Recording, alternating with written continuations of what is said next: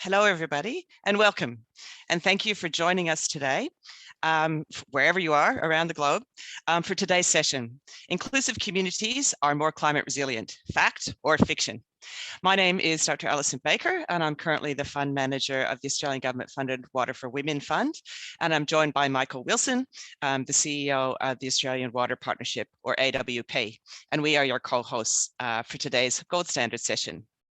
Also joining us today are our co-conveners, DFAT, and representatives of the Australia Water Partners for Development, and we'll introduce quite a number of them shortly, the Australia Pacific Climate Partnership, as well as UNESCO. And we're really excited to share their diverse experiences and perspectives. But we also do want to hear from you. So we will start with actually getting your thoughts about what resilient communities actually look like. We will then move on and hear from a number of our presentations from the Water for Women Fund, AWP and UNESCO about their experiences with exclusive communities. And then we'll move into a Q&A session. So get those questions ready, or at least think about them. But before we sort of dive in, we have a few housekeeping matters. Firstly, to ensure greater accessibility, we have enabled the Zoom live transcript and closed caption functionality. So if you find the CC at the bottom of your screens, you'll be able to actually turn that on and get the live captions. There is one of the presentation that's already live captioned, so you may actually want to turn it off for that. As I said, we're going to have a Q&A, so please feel free to put your questions or even points of clarification in the Pathable chat. And during the session, some of our team will try and respond to some of those or afterwards, but we'll also draw on those for the Q&A as well. And finally, we're going to have a Menti poll. So if you'd like to open up your Menti, so www.menti.com, and we've put the code in the chat, but that's 51491401. So it's time to get started. So to officially commence the session, I'm very pleased to introduce Peter O'Connor for the Australian Government Department of Foreign Affairs and Trade, DFAT. And Peter is DFAT's Director of the Water Security Section, which sits within the Climate Integration and Programming branch. So over to Peter. Hello, my name is Peter O'Connor, and I'm the Director of the Water Security Section at the Australian Department of Foreign Affairs and Trade, or DFAT for short. Welcome to this important session at World Water Week, which is called Inclusive Communities Are More Climate Resilient, Fact or Fiction.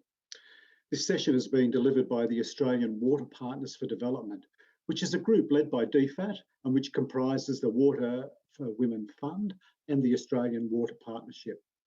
I'd also like to thank the Stockholm International Water Institute for delivering this year's fantastic virtual World Water Week.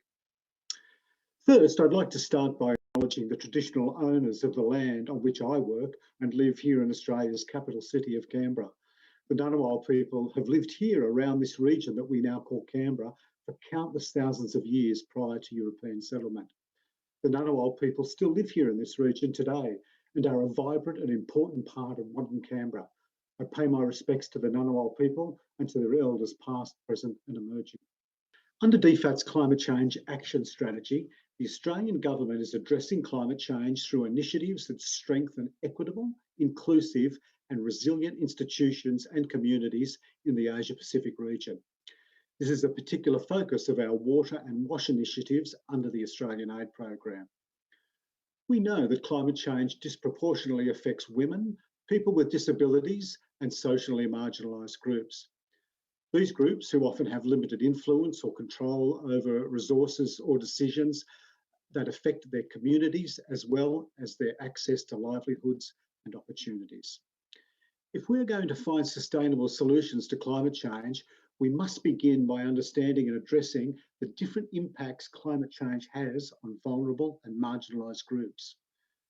We cannot do this if we are not collecting data that is disaggregated, timely, and easy to interpret at all levels. It is important to acknowledge the vulnerabilities to climate change of women, people with disabilities, and people from socially marginalised groups. However, it is equally important to recognise the knowledge and capacities that these groups themselves have to drive change, not just at the community level, but at the national and the international levels. In other words, If we are to develop lasting solutions to climate change, the knowledge and participation of these groups is an essential part of that process. Throughout this session, we will explore how the work that we all do supports whole of community equality and social cohesion, and thereby strengthens community preparedness and resilience for climate-related shocks and crises.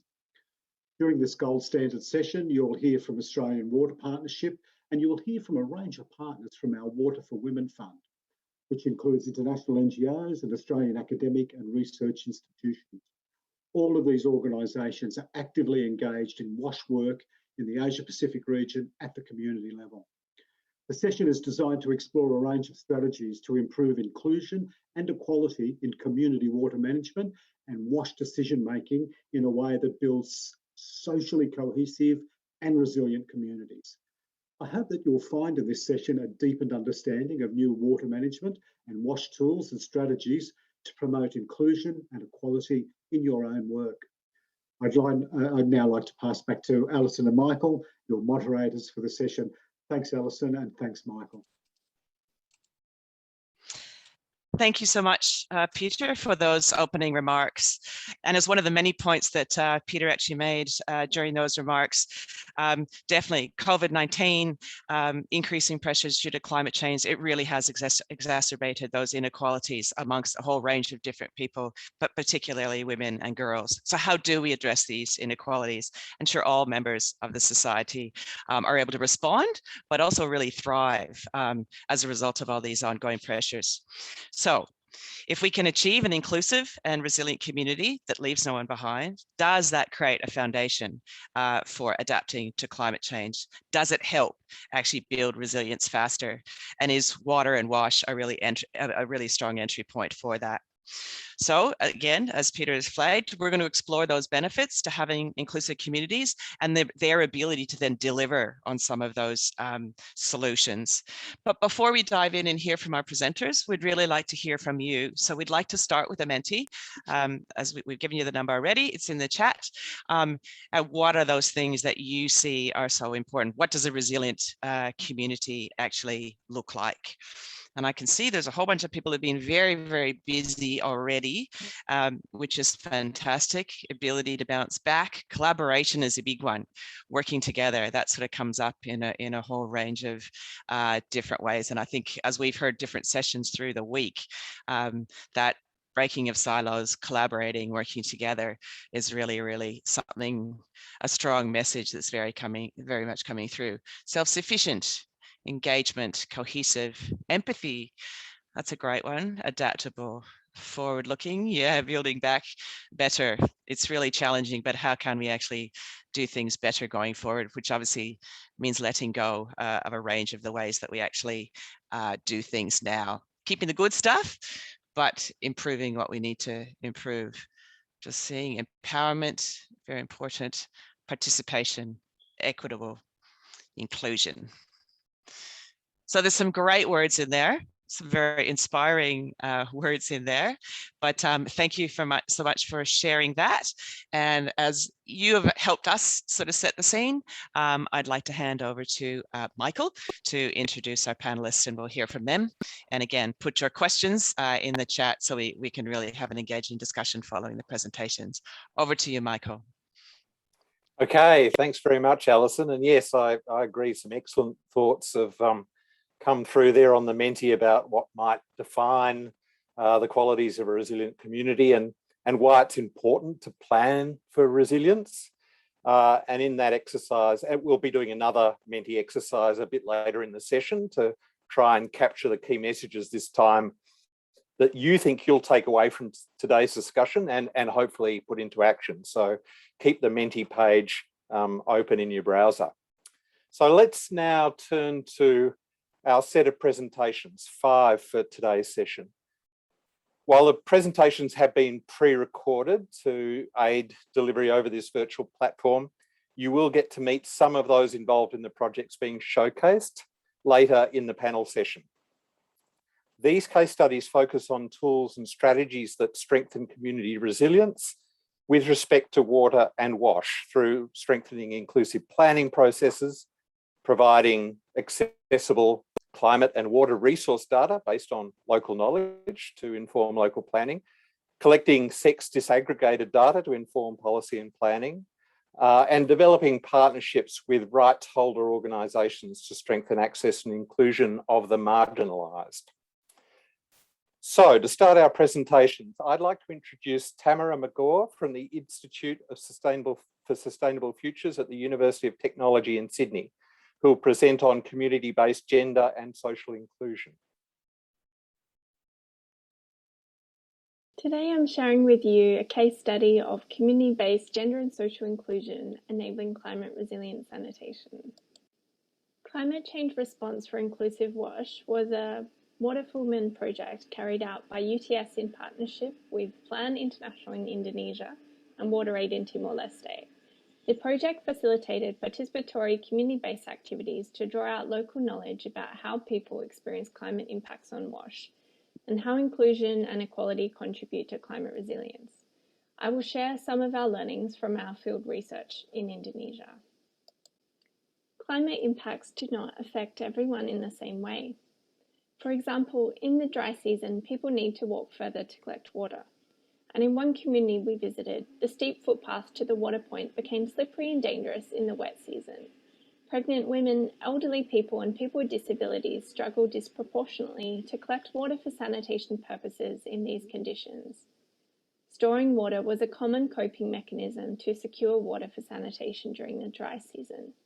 However, poorer households often lack the resources to store sufficient water. Climate impacts often led people to revert to open defecation.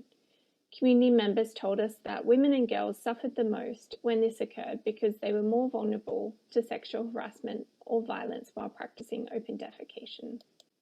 It is tempting to try to resolve all of these issues solely through technological improvements. While improving technologies is part of the solution, it won't succeed for everyone without appropriate gender and social inclusion. The participation of women, people with disabilities, and marginalised groups in decision-making at the household and community levels is critical for understanding issues and ensuring that solutions will provide benefits for everyone. Active participation needs to be enabled. For example, women may need childcare so they can attend meetings, and people with disabilities may need support to physically access and communicate at meetings.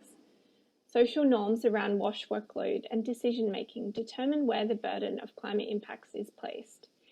If people are made to empathise with the burdens their family members experience, they may agree to renegotiate these WASH roles. Finally, equitable WASH resilience benefits everyone, not just the most disadvantaged. When everyone has their needs met and people feel that WASH access is fair and just, communities will be more cohesive and more willing to help one another when climate stress is experienced. For more information about the project, please go to the website on the slide.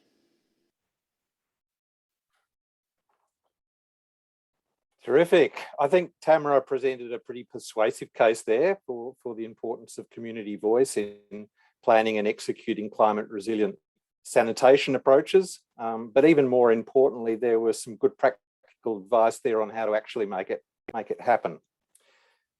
So next we have Sunetra Lala from SNV, Netherlands Development Organisation, Nepal, and Birendra Rai from the Nepalese Disabled Peoples Organisation, Nepal Apang Sang, who will share their experience partnering with a DPO to strengthen governance and access within rural water services in Nepal.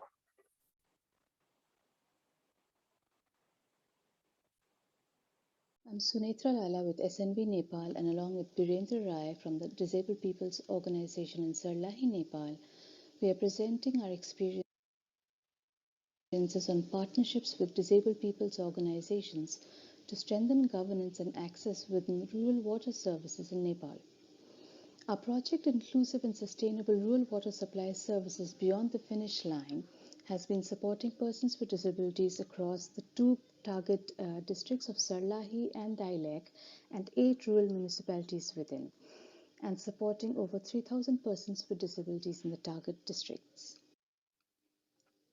In terms of supporting networks of people with disabilities and improving WASH outcomes for climate resilience, the project has implemented inclusive BCC activities on water and hygiene in communities, It has revived DPO networks and expanded connections and outreach to persons with disabilities in their target areas. We have partnered with DPOs to conduct formative research on WASH experiences of persons with disabilities, and these DPO networks form an avenue for persons with disabilities to jointly identify actions and lobby for required WASH support. The disabled persons organizations have also been supported with awareness and knowledge on WASH and related government policies and processes. As a result of this increased awareness of DPOs on water and hygiene has helped them to implement activities with persons with disabilities, including promoting water and hygiene practices as part of relief efforts, updating data on persons with disabilities or families, and supporting rural municipalities for distribution of soap and hygiene kits during the COVID-19 pandemic, supporting flood response, assessments of affected families with disabilities. We also see an increased prioritization of persons with disabilities amongst rural municipalities, both within their budgets and activities.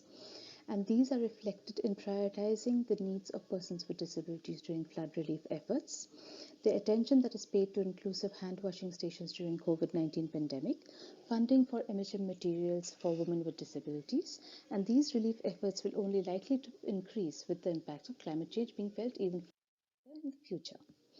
The representation of these networks in the coordination WASH committees have enabled relief efforts for persons with disabilities, and this representation has helped raise issues faced by persons with disabilities in accessing WASH services during extreme events.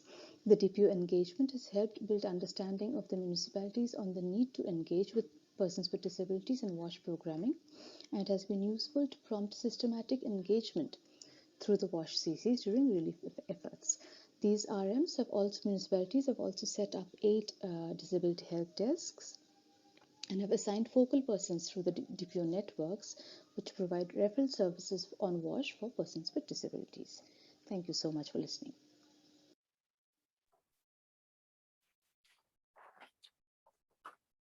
So I think Sunetra and Birendra's presentation gave us a really wonderful example there about how to go about truly embedding inclusion as both a concept and as a practical approach in governance processes.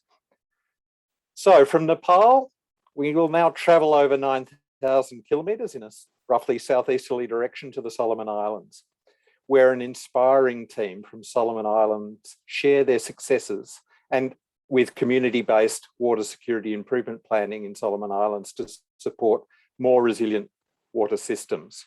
So may I introduce Colin Benjamin and Prudence Gengala from Solomon Islands University, Brendan Tiava and Kylie Tovosia from Live and Learn Solomon Islands, and Angela Anisi from Plan International Solomon Islands. Solomon Islands is a group of nearly 1,000 islands in the Pacific, and 80% of the national population live in rural areas. Through our research, we observed that many water problems happen in communities due to reactive rather than proactive management, and that water access to each household varied a lot across the villages. Most communities have a committee that manages the water system, but these committees did not include much diversity of people from different ages, different genders, or from different locations across the village. We developed the community-based water security improvement planning process to support committees to be more inclusive, especially including women and youth from different locations across the village, and to identify proactive actions to address the range of water problems that different people in the village experience. Core to community engagement is engaging with key people in the community to understand existing community structures and authorities. Through this process, we were able to identify existing zones that they are most familiar with. We also involved zone representatives to conduct household surveys. This provides a platform at the household level to voice their concerns. Throughout this process, many stories surface of individual experiences of accessing the same water points. Sharing of household data established the realization that not all households have similar experience despite accessing the same water system. This allows the community to raise concern over leakage, fixing of taps, and rationing of water to maintain maximum access throughout the day. took their action plan seriously by raising funds to improve their water system and establish additional pipelines. Another example is women resort to closing taps to allow access to other water points. The approach taught them to be self-reliant and not wait for government assistance. Going forward, the project will build on existing partnerships between Plan International, Live and Learn, Solomon Islands National University, and International Water Centre. The second phase will involve formative research and will focus on future scenarios considering the impacts of changes such as population growth and climate change. We will apply an innovative approach with our new partner, Earth, Water and People, on the use of photo voice methodology to facilitate intergenerational and intergender perspectives as a way to understand and apply cultural knowledge in water management and climate adaptation in Solomon Islands. Furthermore, we will also explore and pilot opportunities to promote inclusive water management at catchment and community levels through engagement with stakeholders at the national, provincial, and community levels.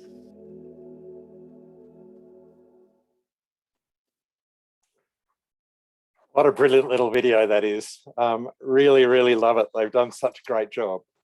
And we have a very practical demonstration there from a coalition of Solomon Island activist voices about how involving a diversity of perspectives actually improves planning and self-reliance, allowing multiple development objectives to be pursued all at the one time.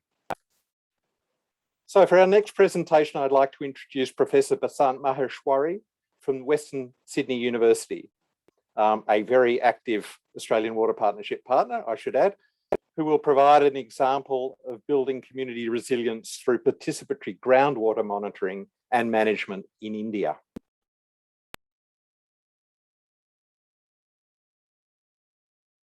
Hello, my name is Basant Maheshwari from Western Sydney University, managing the invisible community resilience through participatory groundwater monitoring and management.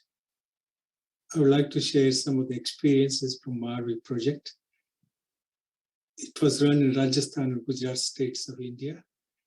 There were 9 organizations and 30 researchers and 35 farmer researchers, and it has been running for the last 10 years. Why groundwater is so important? 90% of rural people in India access groundwater for their drinking and domestic needs. 50% or more of irrigated agriculture depends on groundwater. Access to groundwater creates issues for women and disadvantaged communities and leads to equity issues. And climate change is another complicating factors in the access to groundwater. So what were the key activities in MARVI project? Participatory data collection, sharing information and building understanding, and engaging with policymakers, government agencies, groundwater users, schools, and other communities. What did we actually do in MARVI? We trained villagers to monitor groundwater levels, water quality, rainfall, and check dam water levels. This really helped them to understand what is happening to their groundwater. And so they developed their own village level groundwater science. This then led to select crops and irrigation methods that save water. And also it created dialogue to share and sustain the limited groundwater they have. So the key findings and lessons from the MARVI: groundwater management needs to start at the village level. Villagers can learn how to monitor, understand, and take responsibility for collectively managing their groundwater. As a result, they can become village champions of groundwater sustainability. We also found that the voices and active participation of women in groundwater is very important to the success of groundwater management. The availability of groundwater affects the education of girls more than boys. We also found that as the groundwater levels dropped, the attendance of girl students also dropped in schools. We need to cooperatively manage groundwater at the village level to achieve equity, access to groundwater. Thereby everyone is included and no one is left behind. Thank you.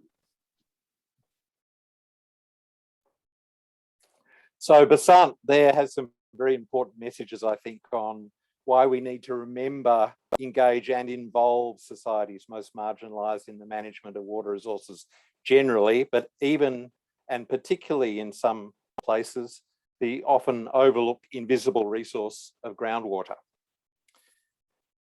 And now for our fifth and final presentation today, we're joined by Dr. Laura Imburgia from the UNESCO World Water Assessment Programme, who will share her perspectives on the importance of more comprehensive data, including sex disaggregated data, to deliver better adaptive strategies for managing water and the services it provides in a changing environment. Good morning, good afternoon, good evening, everyone. I'm Laura Imburgia, Water and Gender Specialist from UNESCO WAP. I'm pleased to share today concepts and tools for measuring water and gender for resilience. Well, today, inclusion and equality issues related to water, in particular those of gender, are more visible than ever in international policy frameworks. In many countries, severe inequalities in water security persist. Frequently, there are significant gaps in the participation and leadership of women. For example, only 1 in 4 paid jobs in the water sector are held by women, and less than 15% of all water managers recruited are women. The situation of women and girls as a chronically underserved population is exacerbated by climate change and fluctuations in water supply. Climate and water policies largely overlook the unpaid care and domestic work responsibilities of women and girls. In the Pacific communities, water challenges are amplified by significant diversity of climate, hydrology, and culture. These factors are interlinked and should be analyzed and addressed jointly. Funding allocation for water should reflect this need. Disaggregated data, not only by gender, but also by other dimensions of vulnerability, like age, locality, socioeconomic condition, disability, are crucial for building resilience and sustainable livelihoods. These data are needed to reduce and avoid misconceptions of needs and priorities of different groups, especially women. However, these disaggregated data are largely missing. Especially for the Asia-Pacific region, disaggregated water data are uneven and generally very scarce. Unless disaggregated data are incorporated in policy, planning, and implementation, advances in gender equality and inclusivity will continue to be unacceptably slow and insufficient. Tools for addressing these problems are available. UNESCO WAP has developed a methodology, indicators, and tools for the collection and analysis of disaggregated data to tackle the information gap on water and gender. The toolkit includes a set of more than 100 gender-responsive indicators on 10 priority topics aligned with the SDGs to help decision makers adopt evidence-based water policies that can transform gender inequalities in the water domain. Based on the toolkit, WAP has designed a comprehensive capacity development program to assist countries in bridging the water-gender data gap in a context of climate change. We are also facilitating active advocacy work. Please join us this week on the launch of a wide-scale multi-stakeholder call for action for accelerating gender equality in the water domain. Thank you. So I think Laura's left us with a clear case demonstrating the importance of gendered data to ensure that we effectively plan and leave no one behind. And I think the presentation contained a very interesting set of linkages to all of the other sustainable development goals upon which the water targets depend and vice versa. So demonstrating again the centrality of water. So now it's time for you to join the conversation as we move into an open question and answer session with our exciting set of panelists who I'll introduce in a moment. Some of them you've heard from already in the presentations, and others are part of the efforts you've heard about in the presentations today. So if I can just invite panelists to turn on their cameras and microphones for the duration of the session. And also remind all of you in the audience listening online that questions can be directed to any or all of the panelists via the chat box. My co-host Alison Baker and I will facilitate those questions going to the panel members for the time that we have available. If there are questions that we can't get to in the session, we'll look at ways of getting responses to you, but you may also get responses from various of the presenter teams who are on the call today in the chat box. So just keep monitoring that. And as I said before, please get ready to join a call to action ideas session on the menti.com platform after the Q&A using the same password. We'll remind you of that in the chat a little bit later on.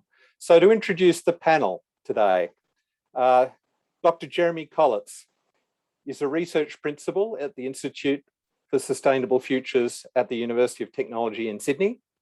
Sunetra Lala, you saw during the presentation, the WASH sector leader at SNV Nepal.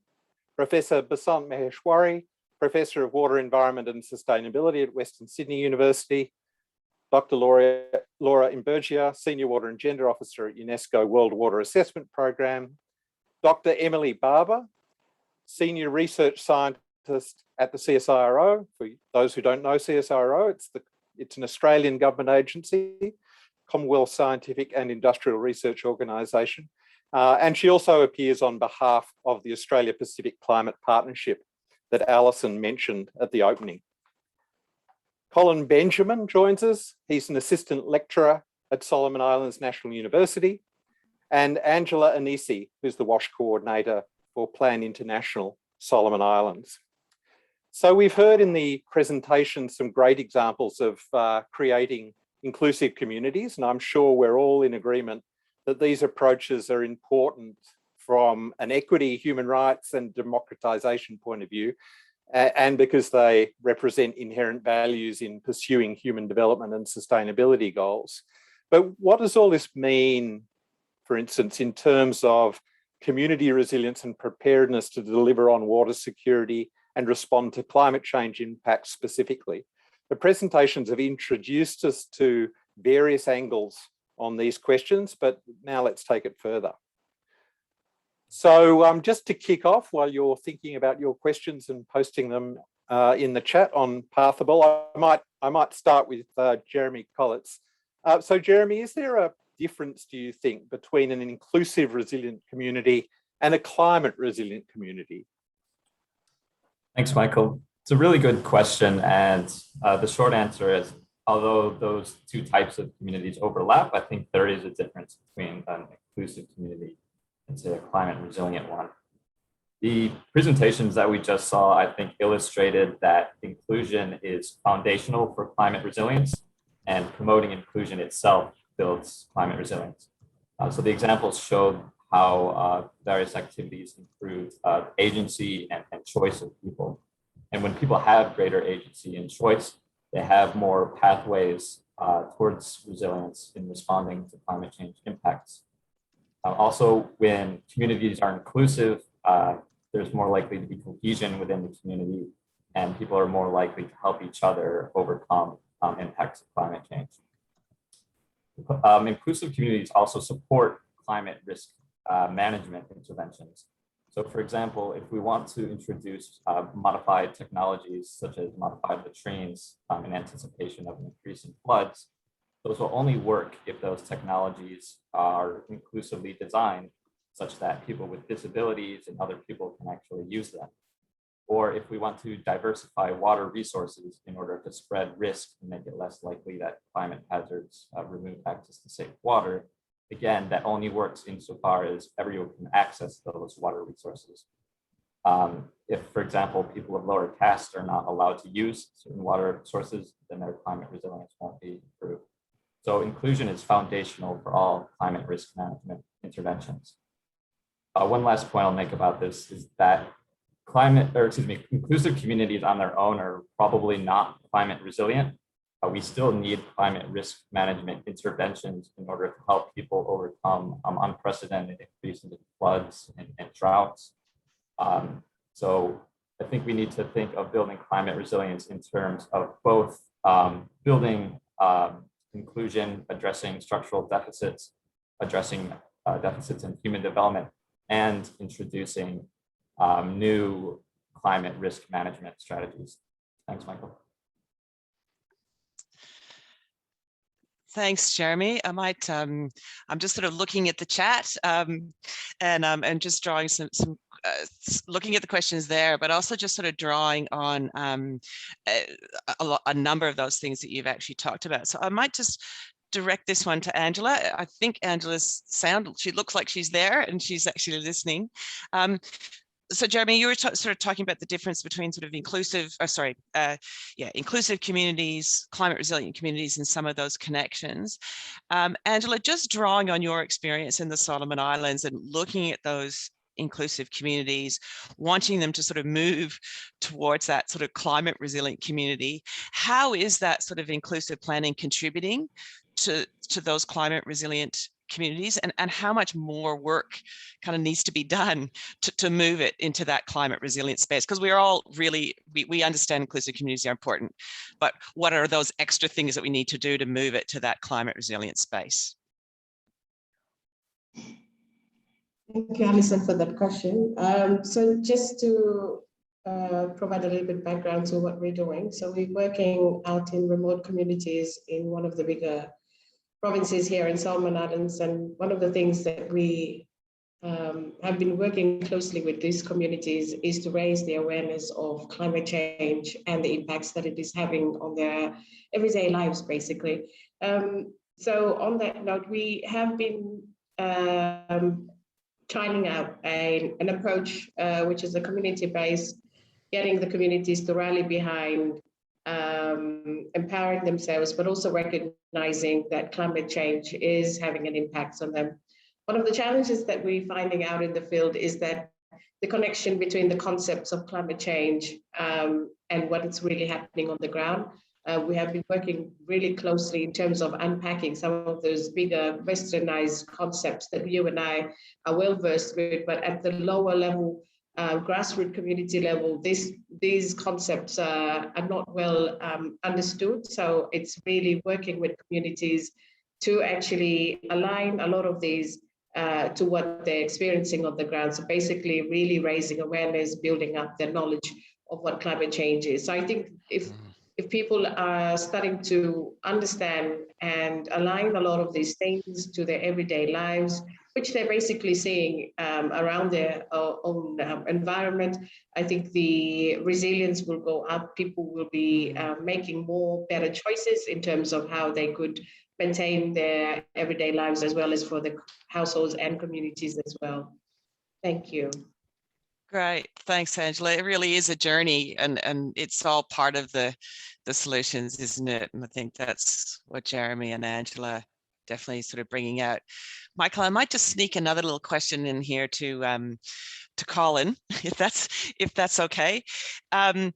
Colin, we've definitely heard a lot about sort of the inclusion of women, people with disabilities through the different presentations, but again, sort of building on your experience in the Solomons, I thought we'd stay there for a second, then we'll move on to another part of the world. But what other types of exclusion are you seeing, or other groups? Those are obviously really important groups, the women, people with disability, girls, but what other groups are you seeing in your work at the moment that are being excluded from water management? Yeah, thank you, Alison, for that question. Yeah, so I think just to give you a brief background, as we conducted this research, we covered 8 communities in the Solomon Islands. And then we also tried to discover the water committees, and we have found out that most of the water committees have majority of the members were males, and then only few females. But then when it comes to social inclusion, there are no young people inside the water committees. So this is one of the very important group that they are excluded from the water committees, and they are not seen as important. But when we continue to this research, and then we interview some other elders and some other people, including the young people themselves, and this good, there's lots of comments and lots of good talkings about the young people, that they are the muscles of the community, they are the energy of the community, they are the backbone of the community, they are the future leaders. So they should be included in the water committees, and they should be part of managing the water system in every community. So with this introducing of this citizenship, I went to this one of the community here in the country recently, last 2 months ago. It's called Kobiloko, and most of the videos that you have seen in this presentation that you have just watched, because most of those videos come from Kobiloko. Yeah, so I went there, and now in this, they have the water committee, and most of the members in the water committee, they are young people, young females and young males. So this citizenship project really triggered the inclusion of this very special group that last time they were just excluded, but now they are the main group that included in the water committee. So this citizenship is really working to help these young people to be seen as part of the water management. They are very important to manage water also. So yeah, that's a group that they are very special, but yeah, they were excluded last time, but now they are included in most of the water communities. Yeah. Thank you. Great, fantastic. Yes, you can't forget that young voice. Yeah, and it's often one that's forgotten. You're right, Colin. It's often one that's overlooked, and the consultation doesn't happen with young people, and particularly in places where youth is a big demographic. They have real interests, and they have real ideas. So, really good point to have made, I think. I'm just looking at the chat, Alison. Now, question came from Matt Bond, which I think I sort of rolled that into the last one. Yeah.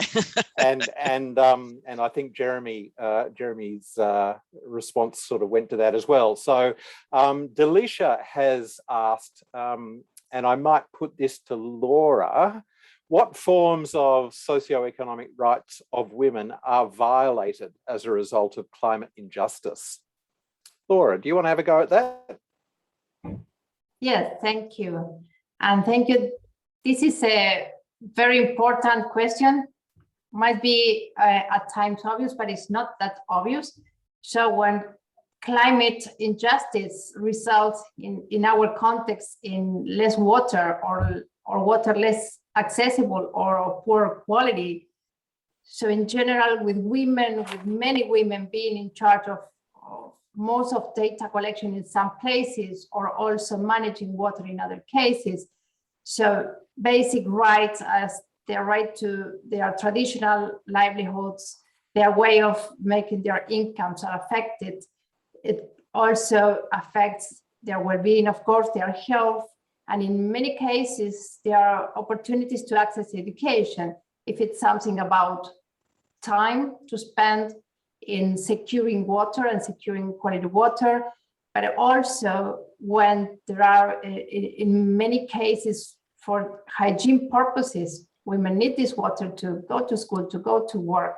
So there are many aspects that can be affected. Of course, it has to be contextualized on the different places, the different situations that women may have. But in general, there is a very, very strong linkage with this climate injustice that affects women in a quite disproportionate way.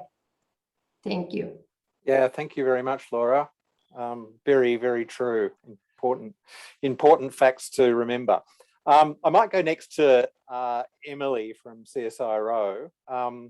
So, Emily, we know that communities can't always do it alone, and sometimes communities themselves are the ones resisting change. So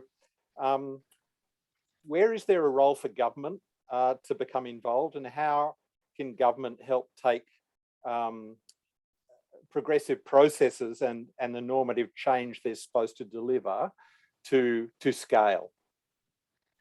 Yeah, thanks, Michael. And I think we've seen through some of the other presentations that government does indeed play a really important role. And it's important to also look at scale in terms of looking at what role government might actually play. I think we still generally struggle in engaging across different scales. And this is something that I think we've also seen in WASH and water resources, although I think we're making a lot of progress in this space.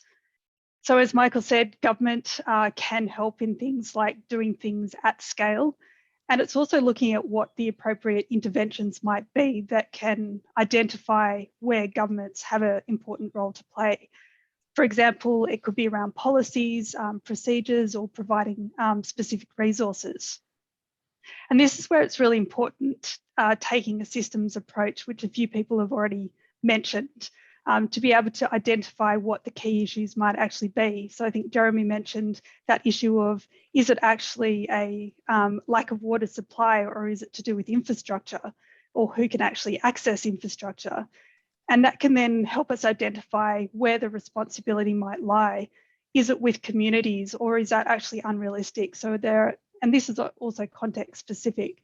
So there are some cases where, for example, in Bangladesh, there's been a lot of reliance put on communities to manage infrastructure, and yet there also needs to be support of local government to be able to actually provide the resources to make that feasible.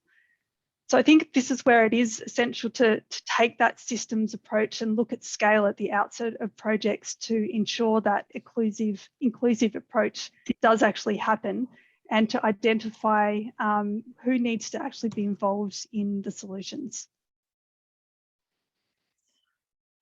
Thanks, Emily. I might actually sort of continue on that theme and the role of government. And Sunetra, in your presentation, you gave a really good example of linking DPOs to governments and the real value of actually doing that.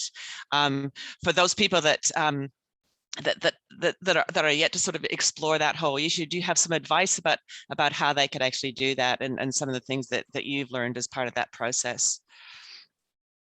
Thanks, Alison. I think the Beyond the Finish Line project has explored ways in which we can form the bridge between the government and the disabled people's organizations.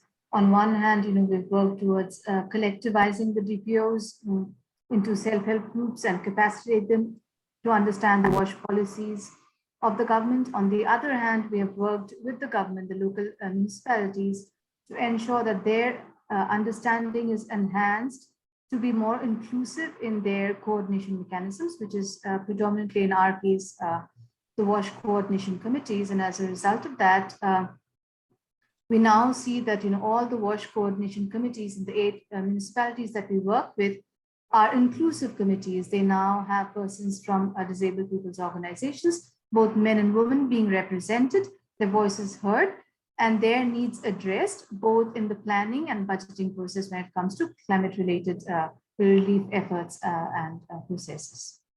Thank you. I hope that answers your question.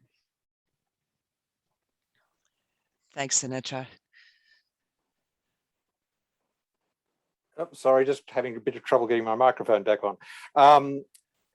I'd like to put a question to Basant next. Basant, what do we need to be doing differently to achieve resilience that we're not to achieve sustainability? In other words, what extra steps are needed to upgrade sustainable management practices so that they also serve to increase climate resilience? Thank you, Michael. I think first of all, we need to really build the capacity of the people to understand what is happening with water, and especially groundwater, which is not visible. And so if people start measuring various aspects of water, so it's depth of groundwater, the quality of groundwater, and how much rainfall is happening, how much water is available in the check dam or some other things. So once people start understanding what is available, then they can plan what more they need to do. And that way they bring the resilience into their water security or water planning at a local level. And so that's very important. And also when people start measuring, they really internalize all those things. So I give an example. When we started this project Marvi in India, in remote villages, there was no concept of rainfall measurements. People say, if you ask how much rainfall, they will say good rainfall or not much rainfall or a lot of rainfall, or they will say there was enough rainfall for water to run off on the ground. That was their measurement indicator. But with the measurement, they start measuring through rain gauges, and now they talk about millimeters of rainfall. And that becomes a very good conversation within the community, and they start understanding and building on this. So capacity building, measuring are the sort of stepping stones towards resilience. Thanks, Basant. And I'm just looking at some of the questions here. So I'm going to go to the data question, and both sort of scientific data, local data, and how that can be used to strengthen either inclusion or resilience or both. And I suspect perhaps sort of between Emily and Laura, you each might have some reflections on that. So we've only got a couple of minutes left. So if you could maybe each comment on each of those, and I'll the other couple of questions there we might not actually get to, but there's a session tonight that will actually address a lot of those at 7 o'clock. So anyway, over to Emily and Laura. It looks like Emily's off mute, so we'll go to you first and then over to Laura for some questions. Thanks, and thanks, Tom. And yeah, really good question as someone who's been working and thinking a lot about this. And I think we need both, absolutely. I think having that information about current climatic conditions and future change is really important, but we also don't have that experience of individual systems. So we really need to work together to be able to create a pathway for inclusive and resilient communities. And I think the other part of that is that it's not just about the data itself, it's actually about the process. So there's a lot of uncertainty that still exists in what information is available. So we need to be able to take what we've got, but then also develop processes that actually enable change despite some of those uncertainties. Thanks, Emily. Laura, I know you can add to that as well. Okay, yes, well, I totally agree with Emily. I would also share in our work at GOAB with data, with information, with indicators, we see that it's really useful to analyze this data together, and the water data and the climate data contextualized through the aspect of how local knowledges, the opinions of different members of communities are really important to understand what this more physical data is telling us. So this joint analysis, having interdisciplinary teams, as it is something that we always repeat, it's very, very important to really understand how all these linkages produce certain outcomes at the end of the day in the water users and their needs, and how they benefit or not of the water services, for example. Thank you. Yeah, thank you. Thanks very much, Laura. Yeah, there was a great question from Grace Tidrow on COVID and opportunities for enhancing leadership capacity, but we're not going to be able to get to it. We're running out of time. So, but I can answer it quickly. It's yes, we do. We've got some great examples, and it has been a real opportunity to explore those. And there's some great information that we can send through to Grace, some beautiful videos. And as I said, the leading for leaving no one behind sessions a bit later on, and we can explore some of those through that. So we'll get back with some great examples on that. Grace. AWP's had a similar experience. Yeah. So we'll do that. Yeah. So I'll hand over to you, Alison, now for the call to action and right. Yeah, so sorry we have to wrap up those questions. I know we could have gone on a long time, and it's a great issue to explore, but questions, conversation are great, but it really is important that we take it to action. So if we can put up the Menti, and it's the same number as before, and just start, what can you do from some of the messages that you've actually heard today? What are those actions you're going to take away and put into action in your own organizations, in your own lives, in the work that you're actually doing? So we'll yeah, there's the question. So what will you do to support equity and inclusion in your program or organization for more climate resilient communities? And as you think and put those answers in place, I'm just going to provide a bit of a sort of an overview of summary of so many different points that have actually been made during this conversation. So I'm just going to try and wrap it up together. And if we get a little bit of time at the end, we'll come back to some of your answers. So really summarizing the real richness of the conversation. Inclusion is key to building resilience faster. It's not the only thing, as we've heard today, but it's a really, really strong building block. And if you don't have that inclusion, it's really hard to do some of that planning, to involve all the different views of stakeholders in order to get the right solutions to things, not the one solution, but bringing all that diversity of perspectives, whether that's within the community itself, whether it's government, educators, whatever. I think today has really brought out the network that Water and WASH actually touches. So inclusion is key. Recognizing that diversity within communities, again, I sort of flag that in looking at inclusion, but communities aren't homogenous, so we need to bring all those different views together, and it's not always obvious, so we do need ways to actually try and find and unpack where all those different views are. The data and evidence is critical to effectively planning, to effectively actually understanding where those inequalities exist and find solutions that actually suit everybody, and kind of pulling all of that together.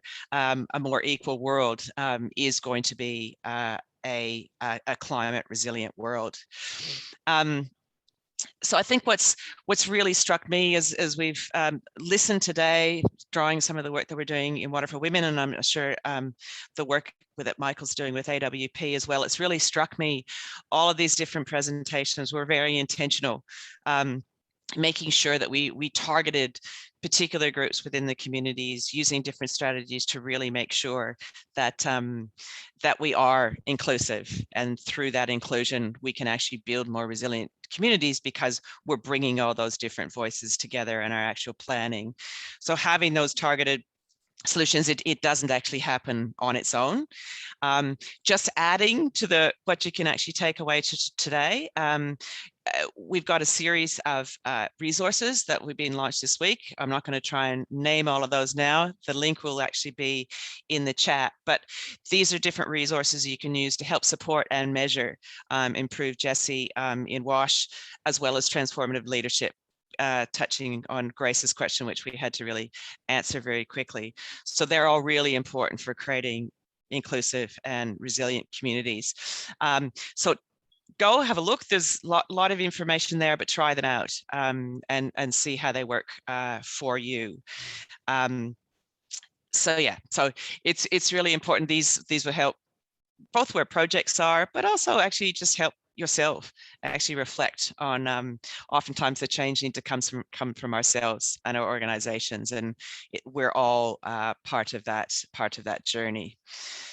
So I just want to, I'm going to make a couple of thank yous at the moment, and then we'll quickly go back and see what you're going to put into action. So first of all, a big thank you to all our presenters, panelists, and all our conveners that really brought all this rich presentations and conversation today. To CIWI and all the organizers of World Water Week that have enabled us all to get together despite us not being able to travel.